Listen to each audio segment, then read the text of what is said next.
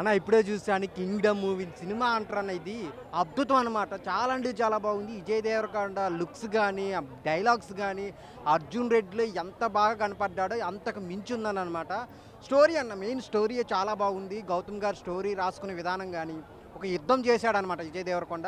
అలాగే హీరో సత్యదేవ్ గారు కూడా చాలా అంటే చాలా మంచి రిలేషన్ ఉందనమాట వాళ్ళిద్దరి మధ్య. బ్రదర్స్ మధ్య ఎమోషన్ చాలా బాగా చూపించారు. చాలా ఎమోషనల్‌గా ఫీల్ అవుతారనమాట.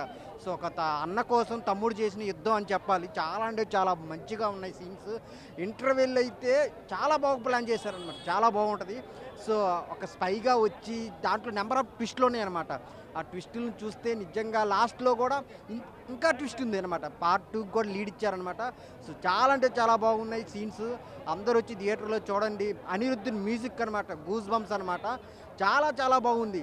అందరూ థియేటర్‌కి రండి. సో మిగిలిన క్యారెక్టర్స్ ఏమున్నా గానీ అన్నీ చాలా బాగా పెర్ఫామ్ చేశారనమాట.